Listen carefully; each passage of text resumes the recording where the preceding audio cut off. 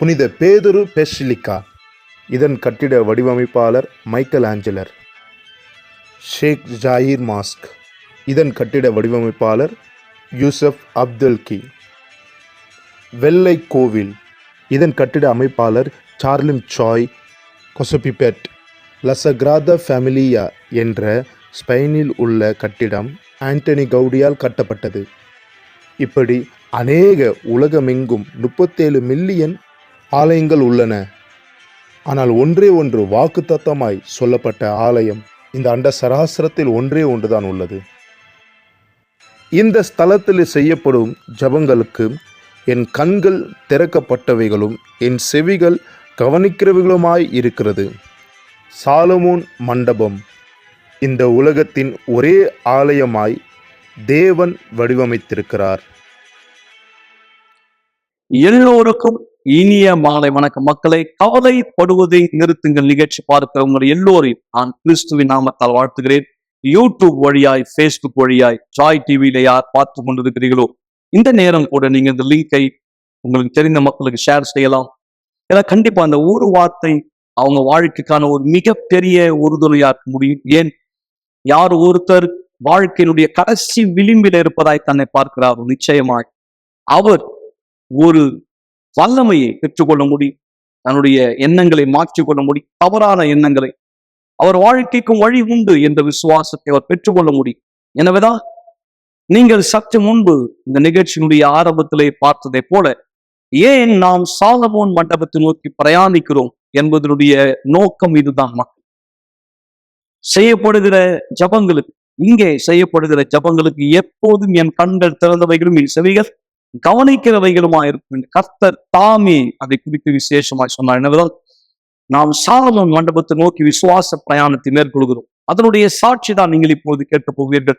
இஸ்ரவேல் சிறப்பு நிகழ்ச்சியிலே யார் ஒருத்தர் தன் விசுவாசத்தை தேவன் வார்த்தையின்படி செயல்படுத்தினார், அவர் வாழ்க்கையிலே நடந்த இந்த அதி அற்புதமான மாற்றம் அவர் தனிப்பட்ட வாழ்க்கையிலும் சரி, அவர் குடும்பத்திலும் சரி. சாட்சி கேளுங்க, தொடர்ந்து இணைந்திருக்கலாம்.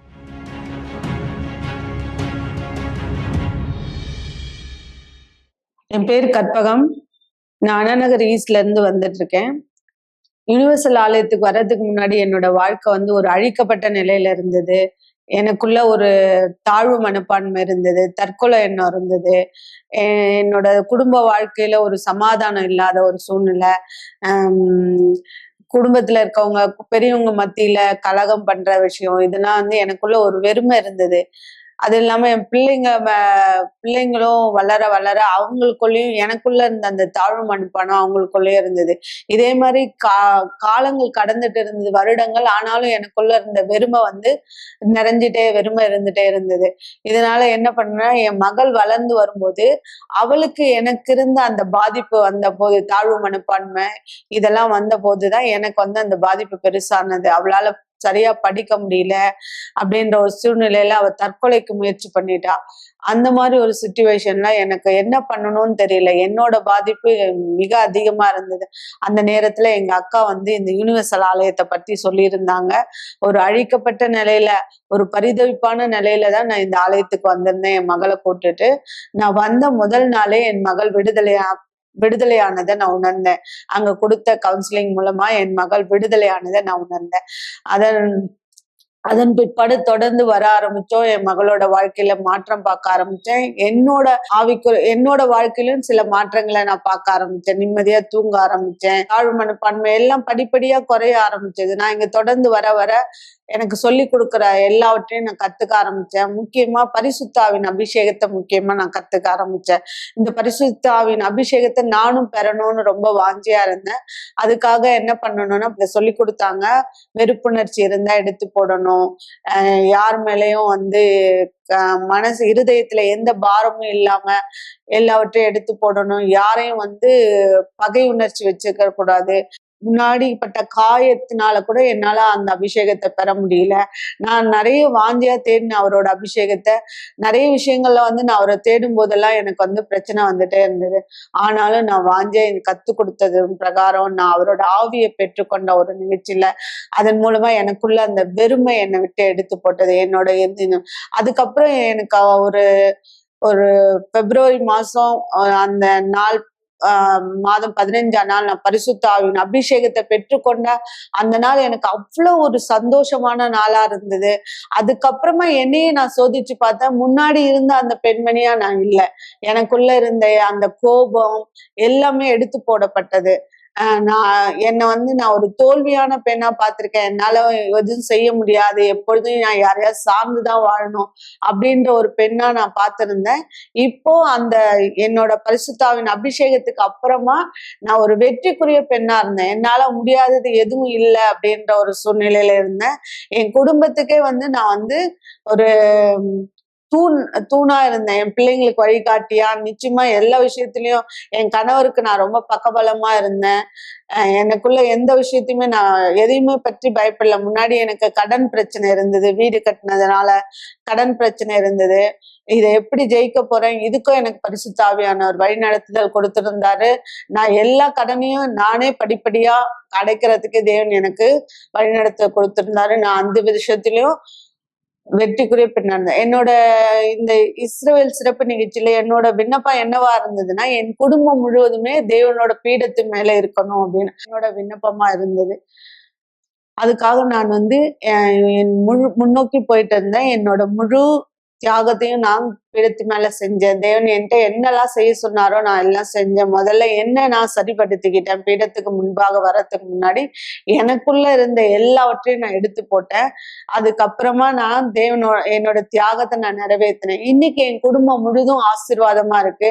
நான் கேட்ட மாதிரியே தேவன் என்னோட 2 பெண்களையும் தேவனோட பீடத்து மேல ஆசீர்வாதமா கொடுத்திருக்கேன். அதே போல என் கணவரையும் நான் ஆசீர்வாதமா வச்சிருக்கேன். என் கணவருக்கு கூட ரெண்டு சூழ்நிலையில அவருக்கு முடியாத ஒரு சூழ்நிலை இருந்தது. அந்த நேரம் தேவன் என்ன பலப்படுத்தினாரு. என்னோட கணவரை நான் போராடி ஜெயித்து கொண்டு வரும்படியாக, அது யாரோட பலமும் இல்லை, என்னோட தேவன் இருந்தாரு. உடல் ரீதியாவும் சரி, பண ரீதியாவும் சரி, தேவன் எனக்கு உதவி செய்திருந்தாரு. என் கணவரை நான் மீட்டு கொண்டு வரும்படியா மிகுந்த ஆசீர்வாதத்தோட இருக்க. என் குழந்தைங்களும் சரி, என் குடும்பமும் சரி, எல்லோருக்கும் சாட்சியா இருக்காங்க. முன்னாடி யாரெல்லாம் என்னை நான் தேவனை தேடி வரும்போது என்ன கேவலமா பார்த்தாங்களோ, என்னை ஏளனமா பார்த்தாங்களோ, அவங்க முன்னாடி இன்னைக்கு தேவன் என்ன உயர்த்தி இருக்காரு. அவங்க என்னோட வாழ்க்கையை பார்த்து என்னோட தேவன் உண்மையான தேவன், வல்லமையான தேவன்றதை பார்த்து தெரிஞ்சிட்டு இருக்காங்க. நிறைய பேர் என்னோட குடும்பத்துல இருந்தே ஆலயத்துக்கு வர ஆரம்பிச்சிருக்காங்க. என்னோட சாட்சியின் மூலமாக இன்னும் என்னை சுற்றி இருக்கவங்க மத்தியிலும் தேவன் என்னை வித்தியாசப்படுத்தி தனிமைப்படுத்தி காட்டியிருக்காரு. உலகத்துக்குரியவங்களுக்கும் எனக்கும் வித்தியாசமான ஒரு சூழ்நிலையை தேவன் எனக்கு கொண்டு வந்திருக்காரு. இன்னைக்கு நான் பெருமையா சொல்லிப்பேன், நானும் ஆபிரகாமோட ஒரு மகளா இருக்கேன்றத நான் ரொம்ப பெருமையா சொல்லிப்பேன். நான் ரொம்ப சந்தோஷமான மகளா இருக்கேன். இன்னைக்கு என் குடும்பம் முழுவதும் ரொம்ப சந்தோஷமான குடும்பமா இருக்கு.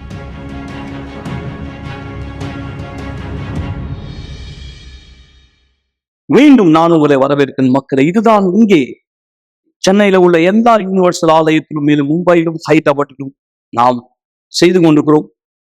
இந்த வாரம் விசேஷமாய் ஜூலை 14ஆம் தேதி மக்கள் பீடத்தை நோக்கி வரப்போகிறார்கள். தங்கள் விண்ணப்பத்தை அர்ப்பணி. தேவன் அவர்களிடத்துல என்ன கேட்டாரோ சரியா அவர்கள் வாழ்க்கையை அர்ப்பணி, உள்ளத்தை அர்ப்பணி. ஏனென்றால் இது ஒரு பரிமாற்றம். மக்களை, நீங்கள் உங்களுடையதை தேவனிடத்துல கொடுக்கும்போது, உங்கள் உள்ளத்தை, உங்கள் எண்ணத்தை, உங்கள் வாழ்க்கையை தேவன் கையில் அர்ப்பணிக்கும் போது கர்த்தர் தாமே அதை பெற்றுக்கொண்டு தன்னுடைய சித்தத்தின்படி உங்களுக்கு ஒரு வாழ்க்கையை கொடுக்கிறார். நீங்க ஒருவேளை கேட்கலாம், என் வாழ்க்கை யாருக்குமே பிரயோஜனப்படாத ஒரு வாழ்க்கை, எல்லோருமே புறக்கணிக்கிற ஒரு மனுஷியா நான் இருக்கிறேன், எல்லோராலும் அசட்டை செய்யப்படுகிற ஒருத்தராக யாருமே இந்த நம்பலையே, எப்படி இந்த வாழ்க்கையை நான் தேவனிடத்துல கொண்டு வருவது? நண்பர்களே, நீங்க புரிந்து கொள்ள வேண்டிய விஷயம் அதுதான். தேவன் உங்களை கொண்டு வர சொல்வது உங்களிடத்துல இருக்கிற அந்த தரமான வாழ்க்கை அல்ல, நீங்கள் அனுபவித்துக் கொண்டிருக்கிற இந்த பரிதவிப்பான வாழ்க்கை தான். இந்த மோசமான சூழ்நிலை தான் தேவன் கொண்டு வர சொல்கிறார். நீங்கள் எப்படி இருக்கிறீர்களோ அதே போல அதை பெற்றுக் கொள்கிற அவர் உங்களுக்கு புது வாழ்க்கை தர விரும்புகிறார். யாரும் நம்பாத, யாராலும் முடியாத ஒரு வாழ்க்கை. நீங்க எந்த வயதை சேர்ந்தவராக இருந்தாலும் சரி, தேவனால் அது சாத்திய மக்கள், தேவனால் அது கூடும். அதற்கு ஆதாரமாக தான் நீங்கள் கேட்க போகிற இந்த சாட்சி. மிக சரியாய் தேவன் உங்களை எப்படி செய்ய சொல்கிறாரோ நீங்கள் அதை செய்யும்போது உங்க வாழ்க்கை மாறவில்லை என்பதற்கு வாய்ப்பே கிடையாது. எத்தனை வருஷ காலம் நீங்கள் இப்படிப்பட்ட கஷ்டத்தை அனுபவித்துக் கொண்டிருந்தாலும் சரி, இந்த சாட்சி கவனிங்க. நாம் தொடர்ந்து இணைந்திருக்கலாம்.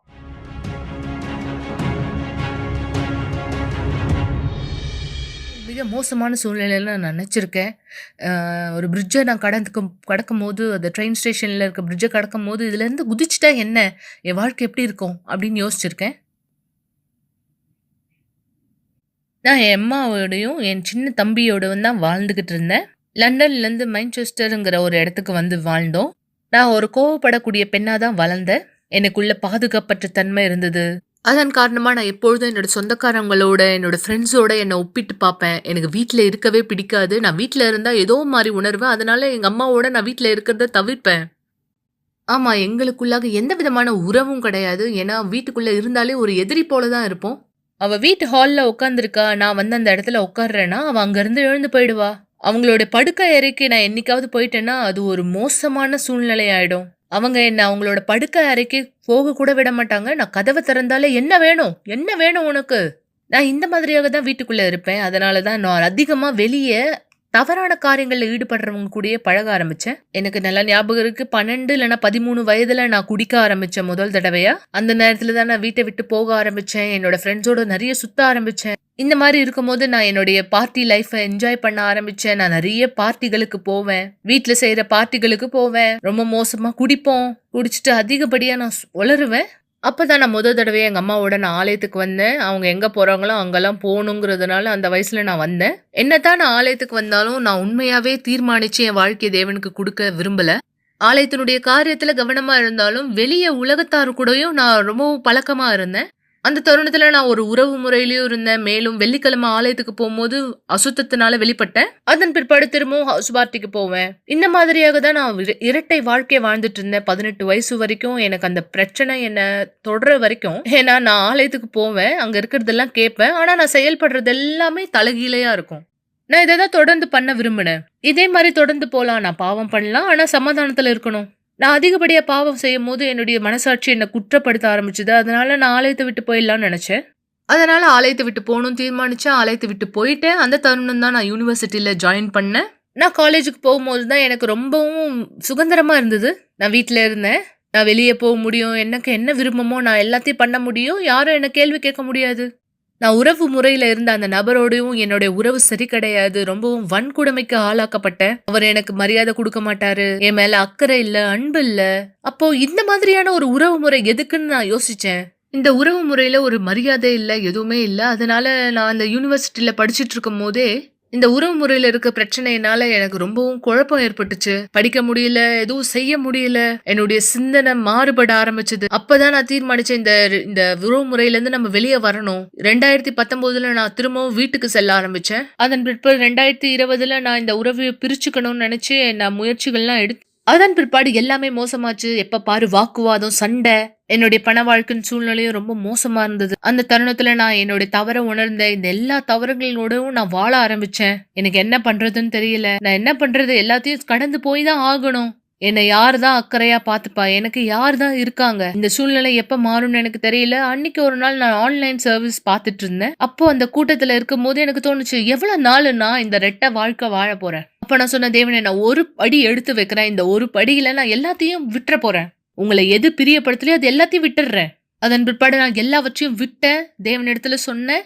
அதன் பிற்பாடு நான் முதல் தடவையா என் வாழ்க்கையில சமாதானத்தை உணர்ந்தேன். அன்னைக்கு ராத்திரி தான் என்னால தூங்க முடிஞ்சுது. தேவன் எனக்குள்ள என்ன இருக்குன்னு காமிச்சாரு. எனக்குள்ள வெறுப்புணர்ச்சி, ஒரு தோழியின் மீது எனக்கு ஒரு வெறுப்புணர்ச்சி இருக்கிறத காமிச்சாரு. நான் மன்னிப்பு கேட்டேன், அவங்க கிட்ட மன்னிப்பு கேட்டு நான் சொன்னேன். அதன் பிற்பாடு நான் பரிசுத்த ஆவியானவரை தேட ஆரம்பிச்சேன். தேவன் இடத்துல பொருத்தனை ஏற்படுத்தின, உடன்படிக்கை ஏற்படுத்தின, பீடத்தின் மீது சென்று என்னுடைய தியாகத்தை நான் செஞ்சேன். அந்த தருணத்துல தான் நான் எல்லாவற்றையும் கொடுத்தேன். இந்த சிறப்பு நிகழ்ச்சியில தான் என்னுடைய வாழ்க்கை முற்றிலுமா மாறப்பட்டது. நான் எந்த வழியில இருந்து வந்தேனோ அந்த வழியில போய் திரும்பவும் நான் எதையும் தேடி பார்க்க வேண்டிய அவசியம் எனக்கு இல்ல. என்னோட டிகிரி மூலமா எனக்கு வந்த வேலையும் ரொம்ப அருமையான வேலையா இருந்தது. நான் தேவனுக்கு உண்மையா இருக்கிற காரணத்தினால அவர் எனக்கு உண்மை தன்மையா இருக்காரு. இன்னைக்கு என்னுடைய வாழ்க்கை ரொம்பவும் அற்புதமா இருக்கு. இனிமேலும் நான் கெட்ட பழக்கத்துக்கு அடிமையா இல்ல, ஒரு துன்புறுத்தக்கூடிய உறவுல இல்ல. தூங்கும் போது எனக்குள்ள சமாதானம் இருக்கு. நான் எங்கெல்லாம் போறேனோ சமாதானம் என் கூட இருக்கு. தேவன் என் கூட இருக்காரு. அதை விட என்ன வேணும்? என்கிட்ட இருக்கிற எல்லா ஆசீர்வாதம் காட்டிலும் பரிசுத்த ஆவியானவர் தான் மிக முக்கியமான ஆசீர்வாதம். இன்னைக்கு அவங்க ஒரு பெரிய பெண்மணி போல இருக்காங்க. என் மகளுக்கு தாயா இருக்கிறதுல நான் பெருமைப்படுறேன். இன்னைக்கு அவங்க உதவியாளரா இருக்காங்க. இப்போ அவங்க எங்களுடைய சமூகத்துக்கு கூட உதவி செய்யறாங்க. அந்த இடத்துல இருக்கிற மக்கள் கேட்பாங்க, அந்த பெண் உன்னுடைய பெண்ணா, உதவியாளரா இருக்காங்களா? இது எல்லாமே தேவனால நடந்தது. தேவனால கூடாத காரியம் எதுவுமே இல்ல. இது எல்லாமே நடந்ததுக்கான காரணம் தேவனுடைய பெயர் மகிமைப்படுறதுக்காக. இந்த 3 வருடத்துல தேவன் என்னுடைய வாழ்க்கையை முற்றிலுமா மாற்றிருக்காரு. என்னுடைய சிந்தனை, என்னுடைய செயல் எல்லாமே மாறி இருக்கு. இப்ப என்னுடைய நோக்கம் எல்லாமே தேவனுக்கு ஊழியம் பண்றது மட்டும்தான். அவர் என்னை எங்க வைக்கணும்னு விரும்புறாரோ அது மாதிரி நான் இருக்க விரும்புறேன்.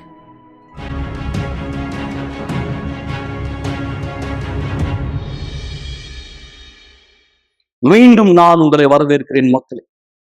இந்த சாட்சியை கேட்ட நீங்கள் கண்டிப்பாய் தெளிவடைந்திருக்க முடியும். இன்னமும் பரிசுத்த ஆவி ஒருத்தர் வாழ்க்கைக்குள் பிரவேசிக்கும் போது எப்படிப்பட்ட ஒரு மாற்றம் ஏற்படுகிறது? காரணம், தேவனுடைய சித்தம், தேவனுடைய திட்டம் தீமை கண்ட மக்கள் சமாதானத்துக்கு ஏதுவானவை.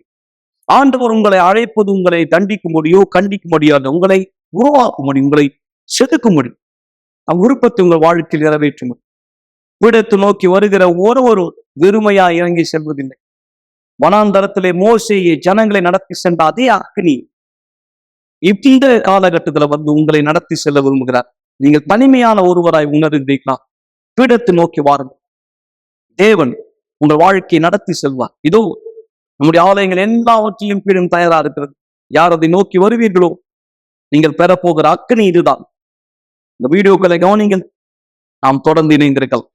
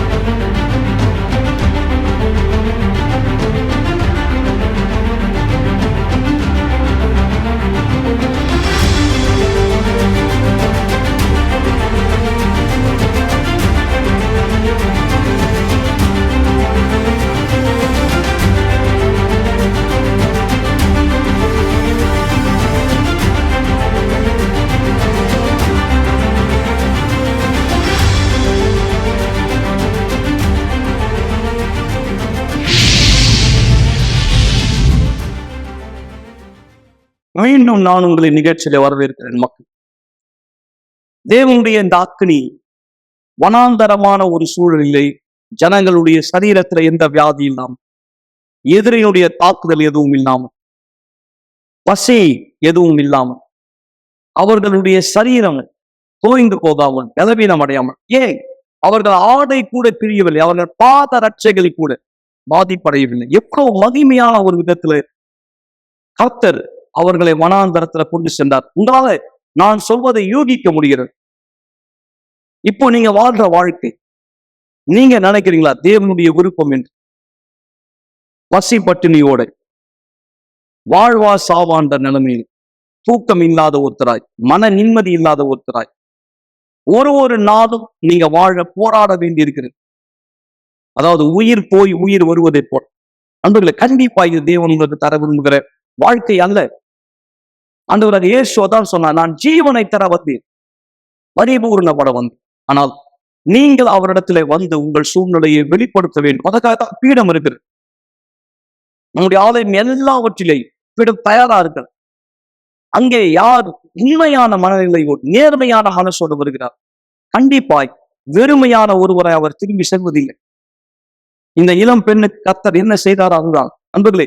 எனவேதான் நாம் தானியேலின் போவாஸ் நினைவு போகிறோம். இஸ்ரவேல் நிகழ்ச்சிக்கு ஒருங்கிணைப்பாய் மிக சரியாய் 11ஆம் தேதி ஜூலை இந்த உபவாசம் தொடங்குகிறது. நீங்கள் யார் எங்களோட இணைய விரும்புகிறீங்க? எப்படி நான் இந்த உபவாசத்தை இணைவது? பரிசுத்த ஆவியினுடைய வல்லமை வந்து உங்களை நிரப்பும்படி நான் உங்களை வரவேற்கிறேன். ஒரு தெளிவை நீங்கள் பெற்றுக்கொள்ளும்படி இந்த வீடியோ பாருங்க. பிற்பாடு நீங்கள் இதை குறித்து விளக்கத்தை அறிய விரும்பினால் தொலைபேசிகளை தொடர்பு கொள்ளலாம். நேரடியாக நீங்கள் ஆலயத்துக்கு வரவேற்கப்படுகிறீர்கள். இன்று இரவு 12 மணிக்கு இந்த உபவாசம் ஆரம்பிக்கிறது. ஜூலை கடைசி வரை ஒரு சிறு தொகுப்பு. இதனை தொடர்ந்து பரிசுத்த ஆவி இந்த பெண்ணுடைய வாழ்க்கையில் என்ன செய்தார், அதி அற்புதமான சாட்சியை கேட்கலாம். தானியேலின் உபவாசம் மிக அருகாமையில் இருக்கிறது. ஜூலை 11ஆம் தேதி முதல் 31ஆம் தேதி வரை சுத்திகரிப்பிற்கான 21 நாட்கள். இந்த உபவாசமானது இஸ்ரவேல் சிறப்பு நிகழ்ச்சியோடு ஒருங்கிணைகிறது. விசேஷமாக யாரெல்லாம் பரிசுத்தாவின் அபிஷேகத்தை பெற விரும்புகிறார்களோ, எதை நீங்கள் தவிர்த்து கொள்ள வேண்டும்? தேவனோடு கூட இருக்கிற உங்களுடைய உறவுக்கு தடையா இருக்கக்கூடிய உலகத்தோடு உங்களை இணைக்கிற எல்லாவற்றையும் எதை நீங்கள் தவிர்க்க கூடாது? UCKG-யினுடைய எல்லா சமூக வலைத்தளங்களையும் அவையாவன நம்முடைய நிகழ்ச்சிகள் ஃபேஸ்புக்கிலே, பிஷப் எடிர் மசேடோ அவருடைய வீடியோக்கள் யூடியூபிலே, யூனிவர் வீடியோ, மேலும் பல எல்லாமே தேவனுடைய காரியத்தோடு சம்பந்தப்பட்டவை மட்டுமே.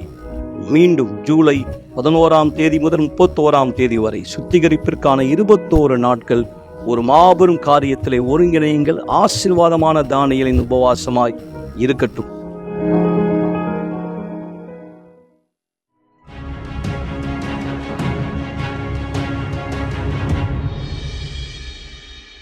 வணக்கம், என் பேர் ஜெனிஃபர். நான் கண்ணகி நகர் துறைப்பாக்கத்துல இருந்து வந்துட்டு இருக்கேன். நான் சின்ன வயசுல இருந்தே சர்ச்சில் தான் வளர்ந்துட்டு இருந்தேன். நிறைய தடவை வந்து தேவனுடைய வார்த்தையை நான் கேட்டிருக்கேன். அதை நான் கவனமா எடுத்துக்கல. அப்படி இருக்கும் போதும் எனக்குள்ள பெரிய வெறுமையானது இருந்தது. அந்த வெறுமை எதனால உண்டாச்சு அப்படின்னா, நான் ரொம்ப தனிமையா இருந்தேன். எனக்குள்ள தாழ்வு மனப்பான்மை இருந்தது. எனக்கு பொறுமை கிடையாது. அந்த பொறுமை இல்லாததுனாலே அதிக கோபமானது வரும். அந்த கோபத்துல நான் எல்லாரையுமே பயங்கரமா திட்டுவேன், காயப்படுத்துவேன். என்னை பொறுத்த வரைக்கும் என்னை சுத்தி யாரும் வரக்கூடாது, யாரும் பேசக்கூடாது அப்படின்ற ஒரு தனிமையில தான் நான் இருந்தேன். ஏன்னா யாராச்சும் பேசினா தேவையில்லாத பிரச்சனை வருதுன்றதுனால என்னை எப்பவுமே எல்லா விஷயத்துல இருந்துமே பிரிச்சு நான் தனியா மட்டும்தான் இருந்தேன். என் வாழ்க்கை தனிமையில தான் இருந்தது. அது எனக்கு ரொம்ப பிடிச்சிருந்தது. அதை நான் சந்தோஷமா என்ஜாய் பண்ணிட்டு வாழ்ந்துட்டு இருந்தேன். அப்பதான் நைட்ல சில உருவங்களை நான் பார்க்க ஆரம்பிச்சேன். நைட் என்னால தூங்க முடியாது. சில நிழல் நடமாடுறத நான் பார்ப்பேன். சில நேரத்துல அந்த நிழல் என்னை அமுக்கிறத கூட நான் பார்த்திருக்கேன். என்னால அதை ஜெயிக்க முடியல. அப்படி இருக்கும்போது இது ரொம்ப கடினமான ஒண்ணா இருந்தது. நைட்ல என்னால தூங்கவே முடியாது. அப்படி இருக்கும்போதுதான் நான் யோசிச்சேன், நைட்ல தூங்க முடியல, இதனால நான் என்ன பண்ணலாம், சில பேர் கூட பேசலாம் அப்படின்ட்டு நான் என்னோட ஃப்ரெண்ட்ஸ், அதுக்குன்னே ஒரு குரூப் இருப்பாங்க.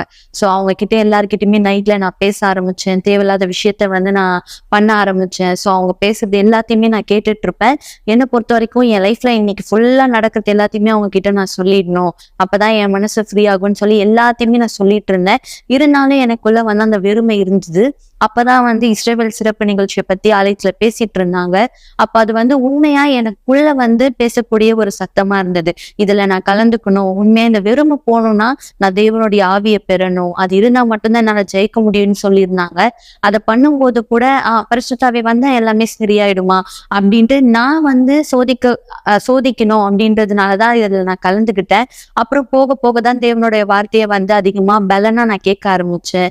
அப்ப அந்த வார்த்தை எல்லாமே எனக்கு உதவ ஆரம்பிச்சது. என் பழைய வாழ்க்கை எல்லாத்தையுமே நான் தியாகம் பண்ணணும்னு சொல்லி அப்ப நான் தேவன் இடத்துல கேட்டேன், தேவனே நான் எதை தியாகம் பண்ணட்டும்னு சொல்லி. அப்ப நான் என் பொருளாதார விஷயத்திலயும் சரி, என் சரீரபூர்வமா ஆவிக்குரிய விஷயத்துல எல்லாத்தையுமே நான் தேவன் இடத்துல தியாகம் பண்ணேன். இது எதுவுமே சுலபமானதா இல்லை.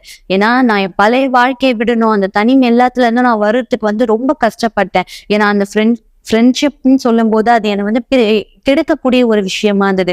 அந்த ஃபோன் காலா இருக்கட்டும், அது தொடர்ந்து எனக்கு வந்துட்டே இருந்தது, மெசேஜஸ் வந்துட்டே இருந்தது. பட் அது எல்லாத்தையுமே விட்டு நான் தேவனோட முன்னோக்கி போனோம், தேவன் தான் வேணும்ன்ட்டு நான் தீர்மானிச்சு நான் போனேன். அதுக்கப்புறம் 2018 நான் வந்து பரிசுத்த ஆவியை பெற்றுக்கொண்டேன். அப்ப வந்து தேவனோட இன்னும் அதிகமா பலனோடு நான் முன்னோக்கி போயிட்டு இருந்தேன். நான் முன்னோக்கி போயிட்டு இருக்கும் போதே பல பிரச்சனை எனக்கு வந்தது. அப்பதான் நான் உண்மையா புரிஞ்சுக்கிட்டேன், போராட்டம்ன்றது அப்ப நான் பார்த்த போராட்டம் கிடையாது. பரிசுத்த ஆவி கிடைச்சதுக்கு அப்புறம் வரக்கூடிய பிரச்சனையில நான் ஜெயிக்கிறது மட்டும்தான் மிகப்பெரிய போராட்டமா இருக்கு அப்படின்ட்டு. அந்த பிரச்சனை எல்லாத்தையுமே பிசாசு எனக்கு கொண்டு வந்தான். என் பழைய தனிமையை திரும்ப பிசாசு எனக்கு கொண்டு வந்தான். அப்பதான் நான் புரிஞ்சுக்கிட்டேன், நான் தனிமையில தான் என் வாழ்க்கையை வாழ்ந்தேன். அதனால அந்த தனிமையை வச்சே பிசாசு என்னை தேவனிடத்துல இருந்து பிரிக்கிறான் அப்படின்றத நான் கத்துக்கிட்டேன். அப்ப தொடர்ந்து நான் வந்து இல்ல, நான் எல்லாத்தையுமே ஜெயிக்கணும் அப்படின்ட்டு நான் தேவனோடு போராடி நான் முன்னோக்கி வந்துட்டே இருந்தேன். அப்ப வந்து லாக்டவுன் டைமா இருந்தது. லாக்டவுன் டைம்ல ஆலயம் எல்லாமே வந்து மூடப்பட்டதா இருந்தது. என்னால தேவனுடைய வார்த்தையை கேட்க முடியல. அந்த நேரம் வந்து எங்க அப்பாவுடைய மரணமா இருந்தது. எங்க அப்பா வந்து இறந்துட்டாங்க. அப்ப என் குடும்பம் எல்லாருமே வந்து ரொம்ப கவலையில வந்து போயிட்டாங்க. எங்க அம்மாக்கு பொறுப்பு நிறைய வந்துருச்சு. என் தங்கச்சிக்கும் சில பொறுப்பானது இருந்தது. அப்ப யாருமே என்கிட்ட பேசல. திரும்ப அந்த தனிமை எனக்கு வந்தது. பிசாசு பல வகையில போராடினா என்னை அழிக்கிறதுக்காக, என்னுடைய வாழ்க்கையை திரும்ப பழைய நிலைமையில கொண்டு போறதுக்காக. அதுக்கப்புறம் திரும்ப நான் தேவனோட முன்னோக்கி வந்தேன். அப்பதான் வந்து காலில் வந்து எனக்கு அடியானது பட்டது. காலில் வந்து சில விஷயத்த நான் வந்து கடந்து போனேன். கால் பிரச்சனையினால சர்ஜரி பண்ணாங்க. ஸோ நிறைய விஷயம் வந்து நடந்து என்னால் நடக்க முடியாம அப்பவும் எனக்குள்ள ஒரு தனிமையானது வந்தது. அதையுமே தேவனோடு கூட நான் வந்து முன்னோக்கி எதிர்த்து போகணும். இந்த காலை வந்து நான் ஒரு பிரச்சனையா வச்சுக்க கூடாது அப்படின்ட்டு நான் நினைச்சேன். அப்பதான் வந்து எனக்கு ஒரு விஷயம் தோண ஆரம்பிச்சது. நான் தனிமையா இருக்கும்போது உண்மையா தேவனுடைய வார்த்தைக்கு நான் செவி கொடுக்குறேனா இல்லையா அப்படின்றது எனக்குள்ள வந்து அந்த சத்தமானது ஏற்பட்டது. ஆலயத்துக்கு போனா மட்டும்தான் தேவனுடைய இருப்புன்றது கிடையாது. நான் ஆலயத்துக்கு போகாம இருந்தாலுமே, தேவனுடைய வார்த்தைய பிரசங்கத்தை எதுவுமே கேட்காம இருந்தாலுமே, என்னால தேவனோட தனிப்பட்ட விதத்துல வந்து என்னை ஈடுபடுத்திக்க முடியும், தேவனோட என்னால இருக்க முடியும் அப்படின்றத வந்து நான் கத்துக்கிட்டேன். அப்ப தொடர்ந்து நான் என்ன பண்ணேன்னா, தனியா இருக்கும்போது தேவனோட அதிகமா முன்னோக்கி போனேன். சோ என்னுடைய தியாகத்தை நான் வந்து பார்க்கும்போது, தேவனை நான் கனப்படுத்தும் போது தேவன் எந்த அளவு என்ன வந்து பாத்துக்கிறாருன்றத நான் பார்த்தேன். ஏன்னா தேவன் என்னை வந்து ஒரு கட்டத்திலயுமே வந்து கீழே விட்டு இல்ல, நான் கீழே விழுறேன் அப்படின்னு சொல்லிட்டு ஒவ்வொரு தடவை பிசாசு என்னை சோதிக்கும் போதும் தேவன் என்னை பலப்படுத்தினாரு. அப்ப நான் புரிஞ்சுக்கிட்டேன், தேவனோட ஆவி எனக்குள்ள இருக்கிறதுனாலதான் இந்த வெறுமை, இந்த வித தனிமை எல்லாத்துல இருந்தும் என்னால போராடி வர முடியுது அப்படின்றத வந்து நான் கத்துக்கிட்டேன். சோ தொடர்ந்து நான் தேவனோடு முன்னோக்கி போறேன். பிசாசு எந்த பிரச்சனையை கொண்டு வந்தாலும், இப்பவும் பல போராட்டம் இருக்கு, இருந்தாலும் தேவனோடு நான் வந்து முன்னோக்கி போறேன். ஏன்னா இதுக்கு ஒரே காரணம், பரிசுத்த ஆவி எனக்குள்ள இருக்கிறதுனால மட்டும்தான் இது எல்லாத்தையுமே நான் கடந்து வரேன். இன்னைக்கும் நான் வந்து தேவனோட கூட நான் முன்னோக்கி போறேன். ஆபிரகாமோட விசுவாசத்துல நான் முன்னோக்கி போறேன். இப்ப நான் சந்தோஷமா சொல்றேன், நானும் ஆபிரகாமோட பிள்ளை தான் உண்டு.